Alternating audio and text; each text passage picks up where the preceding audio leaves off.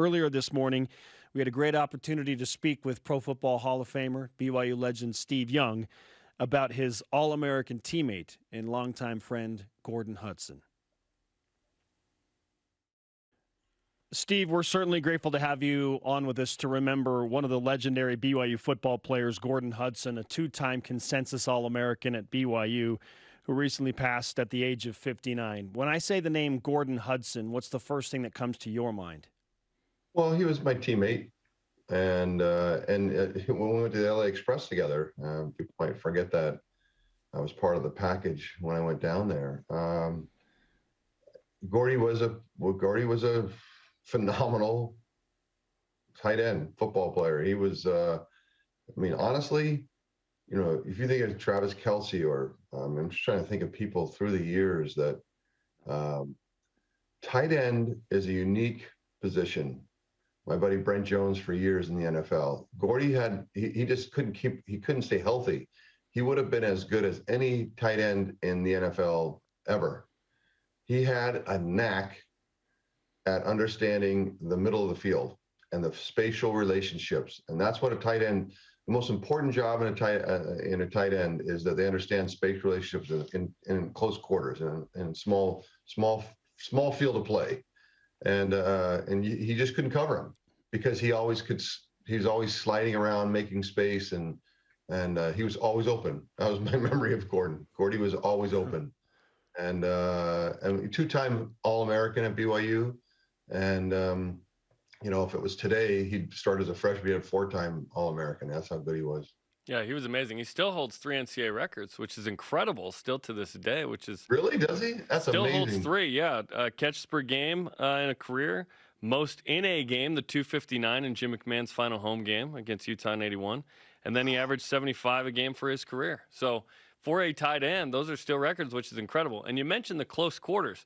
He said that he first met you when Floyd Johnson put your lockers next to each other on the JV team in 80 when you were freshmen. What's your first recollection of when you began this beautiful relationship? Gordy was stubborn. Gordy's a know-it-all. Gordy didn't know a lot. He knew a lot, but he didn't know it all. That's for sure. But he acted like he did. And, it was funny as a quarterback.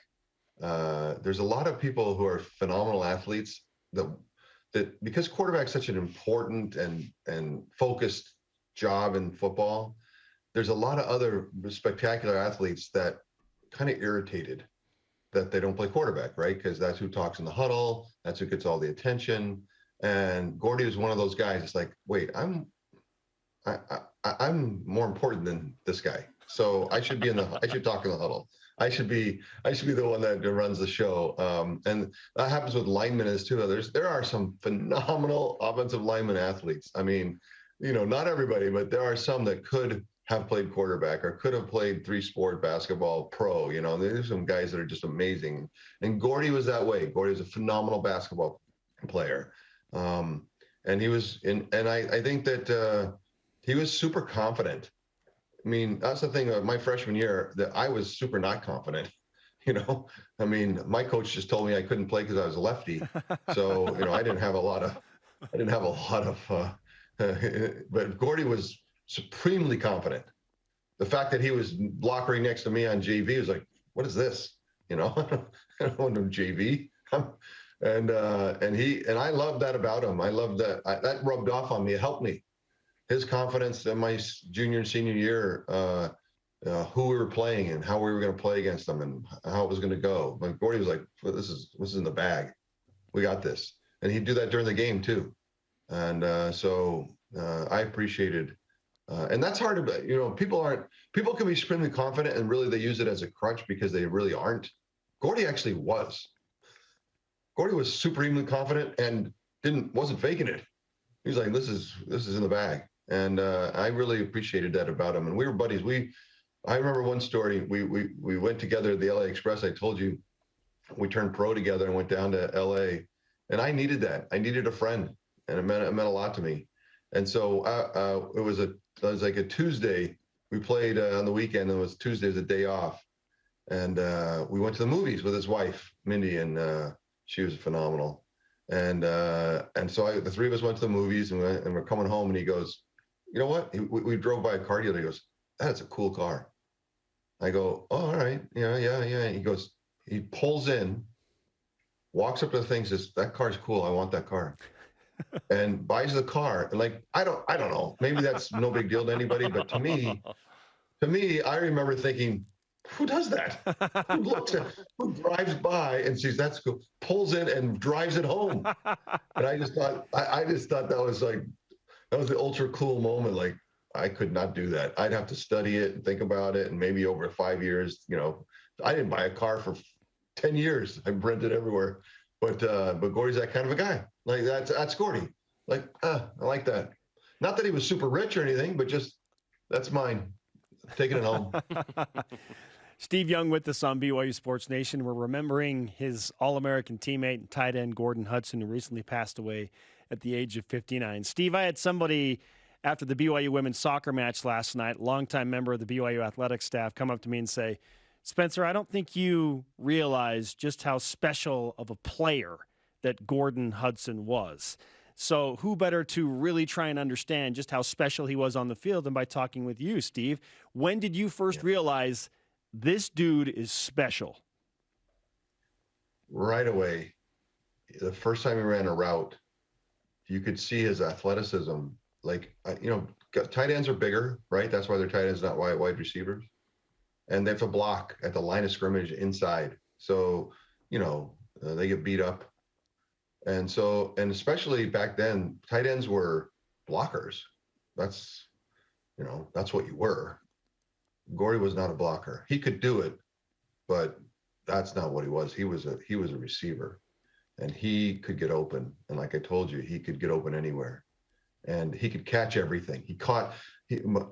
Honestly, he never dropped a ball, ever. Took a beating. I'd throw him in places like, oh my gosh, I can't believe I just got him killed. And he would catch it and come back to me and look at me like, hey, don't do that again. But his body betrayed him as a pro, but he was, I would argue the best player in BYU history. People, be like, what? Come on, crazy. You could make an argument. You really could. And they didn't have the Mackey at the time, but he might have won it twice if it was the early '80s, right? If they had that, yeah. No question, because no one else. Think about it. You just told me something that's just phenomenal. In all the years of, because who was throwing the ball back in 1982 and 83? It was us in Miami and Stanford, and he's breaking records that are still here. That is insanity. And so I think we have to take a moment. Gordy was a unique, funny, interesting, tough-minded, confident, cocky almost. No, let me leave you one last story. So he's engaged to Mindy, and we go over to Mindy's home. So it's in-laws. He's not married. He's still engaged. And the mother-in-law says she makes this homemade chili. It was just phenomenal. It was like special. Everyone was talking about it. So she brings out the chili. We're eating it, and when she serves it, and Gordy goes, do you have soda crackers? And she's like, let me look. I'm sure I do. She goes over and looks and can't find any. She goes, oh, I'm sorry, Gordy, I can't find any. And Gordy takes the chili and pushes it to the middle of the table. It's like, can't do it without soda crackers. Can't do this. Can't do the special chili. You kind of have it all together. It ain't happening with me, And that was Gordy. But if you're going to appreciate him as a football player, appreciate one of the all-timers. And I mean it. No one comes close to him as a tight end. He talked about in his experience how he had mission plans, and you went through a similar thing where it was like, what do I do? You make the decision not to go on a mission, and there was a lot of thought there. In your book, you go over that quite a bit. He talked about how he felt like he could still be a missionary and a good influence. He said that the two of you had over 500 speaking engagements in the 4 years of BYU. Like, you were constantly talking to people, and how much he really enjoyed getting out in the community and talking about the church and talking about the mission of BYU. 500's a lot, Steve. I was just going to say, 500's a lot.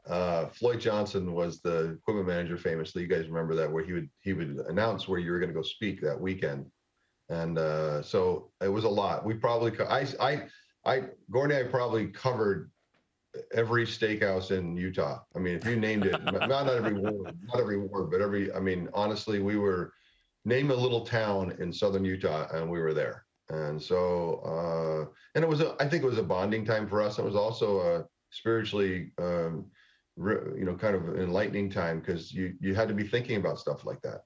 And I think that, I appreciated the chance to do that with him, and we did a lot of traveling together. And of course, I have to, if you know me, I have to drive.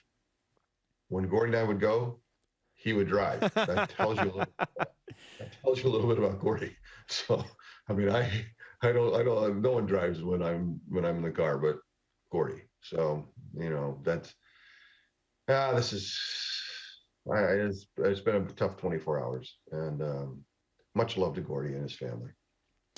Well, Steve, we undoubtedly appreciate the time and the memories that you're sharing with us about Gordon Hudson, and frankly. I'm feeling like, in the spirit of Gordon Hudson, I should just drive past the cool car today and stop and go buy it. I don't know how my wife's going to feel about it, but I might do it. Yeah, in honor. Maybe I should too. Just in honor of one of the more unique human beings, and somebody that much love for somebody that was way more confident than me, much more productive than me, especially early. And somebody that I was a running buddy that that I miss. We can certainly feel the love that you have for him. And again, we know how busy you are. Thanks for fitting us into your schedule. This is a great thing to remember, one of the all-time greats at BYU. Thanks so much, Steve. You guys are great to do it. And how grateful are we that you are there, so that we can actually show the appreciation. Everybody can learn a little bit about Gordy, because it's been some years. And I think people maybe take a minute and look it up and see some highlights, and just take a moment to appreciate one of the all-time great BYU football players. Thank you, Steve. We appreciate it.